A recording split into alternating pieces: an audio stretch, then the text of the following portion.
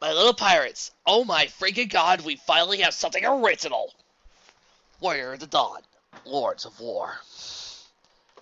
The figure at the edge of the harbor loomed over a collection of marines. Lanky was an apt description for him, with his elongated limbs and extended torso. His puffy black hair was held in peace by a strap to connect it to an eye rest currently in use. The rhythmic rise and fall of his chest confirmed the rest of his owner was indeed asleep, yet he stood tall like a tree.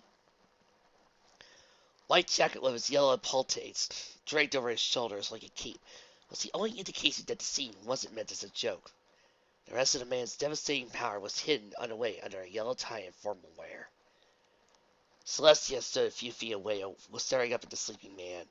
She kept her eyes on him, but directed a question to Momonga. Is he going to awaken, or are we to stand here? Huh? The sleeping man yawned. He lifted up to rest and rubbed it of his right eye. Once the sleep was cleared away, he realized there were people in a loose sense of word in front of him. Oh, sir, I was fell asleep waiting. His apology came out slowly, in a deep voice that carried a sloth on it. He extended out his right hand to Celestia. Warlord Celestia? Admiral Akichi. Celestia grasped Akichi's hand and gave it a shake. An honor. Well, Akichi mechanically spun himself around and methodically walked in the direction of the large structure that rose above the crescent bay Celestia had drawn. A massive cube-like building was formed of the foundation of the characters for justice, and the sigil of the Marines scrawled across it. Above that, the structure got smaller with each successive level. The three topmost levels had curved, tiled roofs that crested at their corners like eternally frozen waves. we should be on our way. The other warlords have already arrived. Akachi's walking patterns was akin to a lumber, yet he and Celestia had made good time to the foot of Navy headquarters. Hundreds of buildings that housed countless Marines were squished around the edge of headquarters, but none of them rose higher than the protective walls with the massive characters written across them. The entire short journey was made in silence, not just for Celestia and Akachi, but the entire island. Not a soul but the ones of Amanga's ship, the Marines of Akachi's attaché, and Akachi and Celestia themselves was seen. It left an uncomfortable feeling in Celestia's gut. As they entered a lit hallway at the base of the hall, Celestia chose to speak. The tension here is palpable. We are dealing with Whitebeard. Akachi replied. I've been worried that there was a tension in the air. It just seems unnecessary, Celestia implored. Why open yourselves to an attack at your headquarters? Surely a smaller execution for Fireface would suffice, and reduce the countenance if Straw Hat fails. I suppose, Akachi sighed, but Whitebeard would still unleash his wrath upon us. He's not one to attack civilians, but inexperienced Marines would be at mercy for the rest of its days if we didn't face him here. It's a pain, but our hands are tied. Blackbeard really threw us into a mess with all this. Yes. Celestia lowered her head at the thought. He did. They quickly made their way to their headquarters, multiple levels, and came to a stop at the sliding door. Raucous sounds came from the other side. The change from the isolated nature caused Celestia's ears to slightly twitch. Agassi stopped forward and grasped the door. The trip was probably a long one. Feel free to rest in here and have some refreshments before the briefing. Celestia stepped into the room, which was now even louder without a door as a shield. Agassi didn't follow or bow it out. 5 people were seated at a table with stacks of plates of food. Sit Was a broad term used for one the way he was positioned. He was perched atop of the back of his chair with his feet resting on top of the table. A devious grin scratched the each of the curved sunglasses, possibly caused by whatever he had in the newspaper in his right hand. Giving a slap of his left hand caused his baked pillow to shift a little.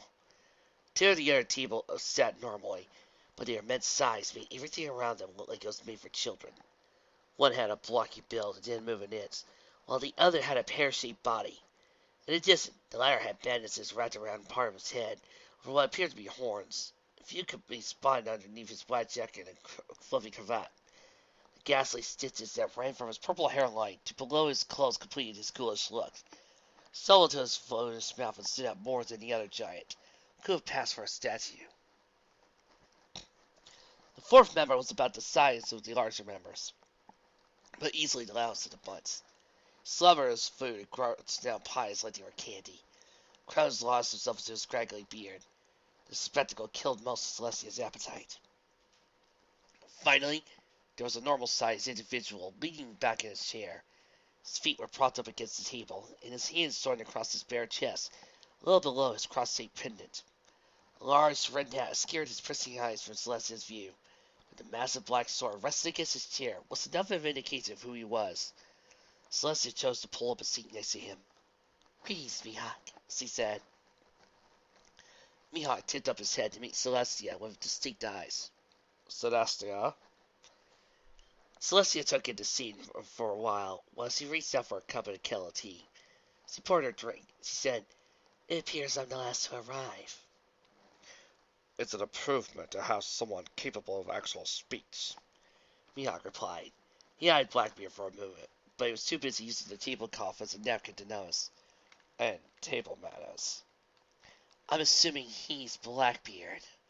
A shiver went through Celestia and her skin prickled. She instinctively set up a small barrier around herself. It was briefly lit up when something tried to intrude on her personal space. "Interesting guy." Doflamingo sniggered, apparently teleported from his own seat behind Celestia. She kept her barrier up, but used her hand to shove him away. He still continued to grin. "All of this is. I prefer if you kept to your own space, Doflamingo," Celestia murmured. The prickliness in her skin hadn't faded away, even though there was no way for Doflamingo to touch her. "I don't see what is so interesting about the carnage of this scale. At least the Marines know none of this will be pretty." "She's right!" Moria grumbled. He sat down at the utensils and leaned across the table. An unnerving grin appeared on his lips. "What means corpses after all?" Mihawk glared at Moria and Doflamingo. You're both annoying me. Moria clenched his jaw and retreated back to his food. Doflamingo overdramatically raised his arms to the sky and went back to his chair while proclaiming, "Fine, fine. I get a show no matter what." Blackbeard raised a taker of ale. "Arr! Celestia picked up her cup and took a long sip from it. The tea gave a brief moment of tranquility and was quite a smooth blend. Mihawk took note of her ability on the screen out the rest of the room, poured a cup for himself. After some time had passed, the doors opened again. In stepped a man whose jacket with tassels attached to his elbows. The red sash across his chest and numerous badges and medals attached to it commanded more respect than even Akichi's attire. The image was slightly tarnished by the fake seagull perched atop of his hat, by the sharpness of his eyes and rigid lines around his lips, but the light braided beard helped complete balance out his look. "Warlords," said Sengoku. "I wish I had summoned you under better conditions, but if that were the case, your services wouldn't be necessary." Sengoku made his way to the front of the table, where there was an empty seat, but chose to remain standing. "As you know, Portuguese the Ace was captured by your fellow warlord, Blackbeard, and will face execution tomorrow afternoon. Already, Whitebeard has gathered his forces and could attack at any given moment." He saw his hand down to the table, and the whole thing shook. "It will not stop us, though. In addition to your own formidable powers, the top brass of the Marines have come to Marineford and are now in a state of high alert. Right now, our consolidated strength could wipe out at least 10 medium island-sized nations." "All for a single man!" "I suspect all of you people would know of Whitebeard's power," Sengoku seized. "Watch yourself on the battlefield, Teach. I doubt Whitebeard and his men will pass you up for the crimes you committed against them." "Crimes?" Blackbeard easily asked. "Isn't capturing pirates and executing what the Marines do all the time? Heh, I'm saying I know who to look out for." "Good, because most of your intel was useless, too." Sengoku produced a stack of papers and threw them at Blackbeard. Doflamingo snickered at the exchange. "Our surveillance has more information than you." He reached down and put down 5 manila folders that slid across the other warlords. "Inside, you'll find information on nearly every member of Whitebeard's crew. Special attention has been given to those with devil fruit abilities. Our plan entailing a direct confrontation with Whitebeard is behind the profiles. However, given your status, not all of the strategies were provided to you." How are we to know if we're not going against the plan, then? Asked Celestia. It is highly unlikely you could, unless you purposely went against us. As you'll see from what's been given to you, the classified parts are more specific than anything else. They were held for no reason other than security information, which will become clear when the battle occurs. Hopefully it'll be nothing I'll ever have to see. The light dust straight into the warlord's briefing room. Goku left as soon as he was content with the briefing. Blackbeard was the first of the warlords to wander out, murmuring about finding something to drink. Moira soon followed, and sunk into whatever the Marines had provided him for sleep. Mihawk gave the remaining warlords a small nod of his head, slipped away to his lodgings. Kuma squeezed through the door, silently fast as a Marine for its inner workings. Don Flamingo started out like he was modeling his outfit, with the same grin he had since Celestia had arrived. Celestia lingered for a few seconds longer, to both distance herself and admire the sunset. Luna would be directing Equestria's illusionary sun downward right now. She sighed, gave the scene one last look, and left for her room. The directed Son Goku and Brian said that her room was located relatively close to the briefing room. A couple of turns down the headquarters' winding halls, Celestia found herself at what would have been the right location. She reached out to cross the knob in front of her, but stopped when a large gloved hand wrapped around her left shoulder. She spun around and put up a force field at the same time. However, the spell failed to fling off the hand, and instead pressed down hard on Celestia's shoulder. She canceled the spell and readied a different one, but paused when she saw who her assailant was. Kuma stood over her with the same expression he held at the meeting. His mouth opened, and his voice played out of it, even though his jaw remained stationary. Apologies if this meeting with you is informal, Princess Celestia. How do you... I would have preferred to have done this in person. Kuma's voice continued, but circumstances have pushed up my mechanization schedule, so this message has been made to fulfill that role. I don't have time to explain everything, but I shall try my best. What in Equestria is going on? From the sound of things, Kuma had made the recording knowing her true identity. That raised enough questions on its own. Right now, the discrepancy between Kuma's message and the cold way he was grabbing her was the biggest puzzle. I'm assuming our meeting at Marineford close supports against DA's execution. That is not relevant right now. My main concern lies with Straw Hat Luffy. Straw Hat? Celestia almost said it out loud, but there was no point in asking a recording. I scattered Straw Hat Luffy and his companions in the hopes of saving them from destruction in the Marines' hands. He should already be in your kingdom by the time of this message recording. I know your history with humans is touchy, but I humbly ask you to assist him in the mastery of Haki. If you refuse, please direct him back to Silver's rally on the civilian archipelago once this war is over. Straw Hat will most likely want to go back to the archipelago anyway. So, he not only knows where everybody went, but we're basically saying, F you to Raleigh! Kuma's voice stopped, and he shut his mouth again. He released Celestia and began to walk away. Wait! Celestia called out. You can't expect me to give such a request and not explain things. You know far too much, even for a warlord. I demand some sort of explanation. Kuma's form vanished in response. Celestia shook her head and placed her hand to her left temple. She opened the door to her room and collapsed on the bed inside. She replayed the conversation and pieced it together with everything else. Kuma purposely sent Straw Hat to Equestria, for hockey training no less. That requires explicit knowledge of me and Equestria, but that shouldn't be possible. Straw Hat was the first human to breach Equestria in decades. This whole thing has mysteries and no answers. On the side, Celestia summoned her magic and put an invisible lock on the door.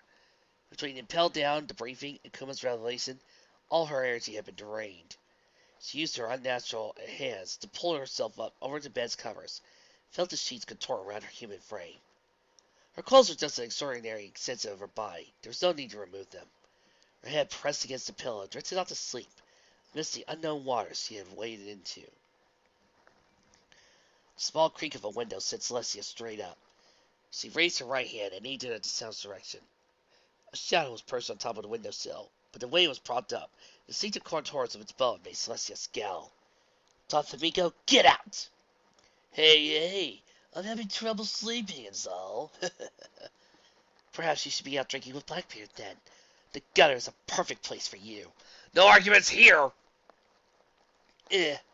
Don't Flamingo leapt off the windowsill and fully entered Celestia's room, but took care not to step further into it. The gutter is a horrible place for things like us. Crappy view of the world from there. A faint golden glow swirled around Celestia's hand. Don't let me in with you. Now don't make me ask again. Leave. Jeez. Flamingo shrugged his shoulders and looked back to his original purse. You know, I was always curious what devil fruit you ate, but now I see you're something much more. Leave! Celestia unleashed the magic built over her hand and sent a blast of pressure at Flamingo. All that was left after the attack was a busted window. Celestia moved to the edge of the bed, her heartbeat pounding in the ears and a tremor went through her body. Damn it! Does everyone here know me? She realized sleep would not be coming back to her, so she stared out the window. The sea beyond Marineford rippled in tiny waves, small enough that the sinking moon would be able to reflect off of them. I should inform Luna of my findings. A piece of parchment, ink quill materialized from Celestia's hands. She moved him over to the small desk provided for her and jotted down the day's events. When it was finished, she made the quill dissipate and wrapped that layer in her magic. Luna. The layer advanced in a flash of gold. Outside, night's darkness was beginning to give way to the gray-blue tinge of dawn. The sun wouldn't be far behind. Celestia stood over the ruined window and stared out over the ocean. The back of her dress ruffled and flowed outwards. The lowest parts of it attached to Celestia's spine, while the ends of it bent to the original shape of hollow bones, flesh, and feathers. When the partial transformation was complete, she took out to the air and floated out her window. A cool breeze flew through Marineford. Below, Celestia could see a few lights sprinkled throughout the island. It didn't matter much to her as she rose up to the top of the headquarters. Atop its highest roof, she slipped down and referred her wings back to her dress. The view was quite grand, with the waves of sunlight hitting the roof, basking in rosy light. Ah, Garp. Feels surreal, doesn't it? A voice asked. Celestia's spider's direction was met with the slump form of a bulky man. Even in the early light, his tan skin from years at sea, scruffy beard, and a scar that circled his left eye were easy to make out. His back was arched in a way it made it seem like some great invisible stone rested on his back. Vice Admiral Garp. Celestia's dress shifted to cling to her frame, in place of adjusting it like it was sitting easier. She kept some distance for Garp, but didn't put up a force field. The stories were true. He was a monster in the battlefield. But his appearances at Marineford often led to Sengoku berating him. The routine usually got a silent chuckle from Celestia, but she never let that be known publicly. I didn't expect to see anyone else up here. Nice place for a nap. Smile crossed Garth's face. Plus, Sengoku hates me coming up here. You seem to be in high spirits. Do I now? Garth turned his sights to the sea. I always laugh when I run to Roger. Some things never change. Listen to the old man remembers glory days. Garth, you know as well as I do your seniority is fleetingness to mine. I suppose, Princess. You know, Sengoku let me look through some of the files on your kingdom. That'd be a good envoy emergencies threatening your land. Between you and Jinbei, feels like we're bringing torches to the wrong bridges. The waves for this war could rock both our kingdoms, but in different ways.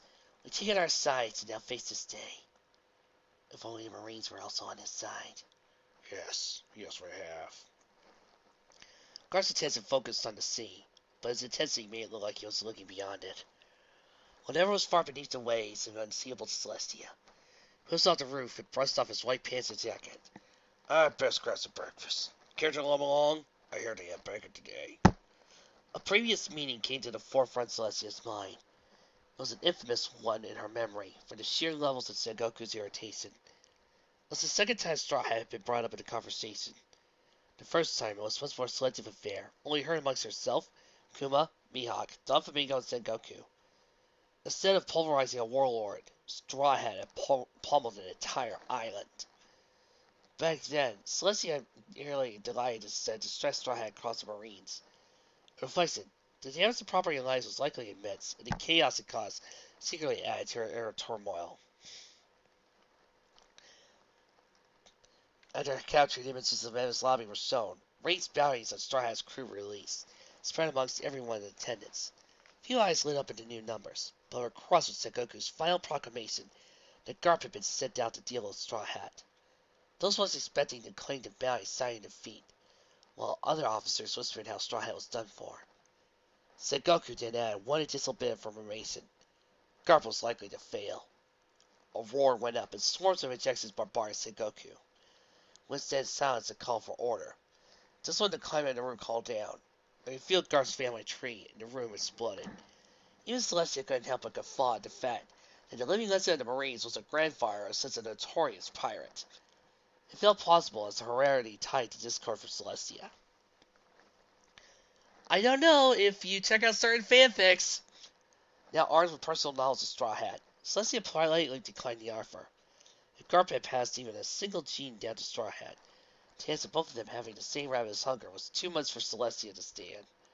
Garp tried to climb his way down, but Celestia flew back to her room.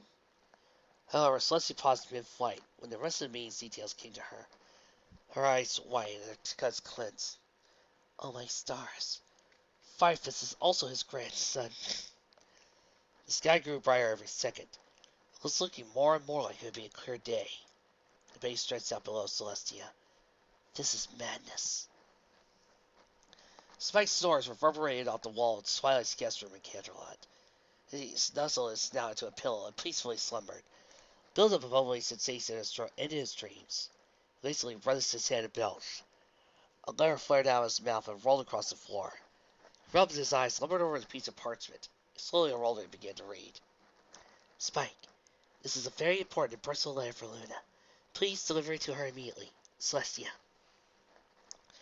Spike stopped reading the letter and darted out of the room. There were hundreds of doors in the castle, but Twilight seemed to be in Luna's room. Spike sped down the halls until they reached the Gothic architecture, but kept the raised windows that currently allowed moonlight to coat the doors. An echo of multiple voices filled Luna's section of the castle, too far away to make out clearly. Spike lifted his ears to the noise and ran off the direction loudest from. The voices grew more and more clear as Spike's having gravitated to Twilight's. He came to a stop in front of two large wooden doors and pushed one of them up. Twilight! Princess Celestia just sent a letter and I need... You can do it, Straw Hat! Starlight shouted into a large sand-colored stone. Oh, yeah! Ruby cheered. Show that voice in his boss! Don't give up! Spike gave himself a light slap in the face and carefully paced backwards. Oh, look. Come back when things are normal.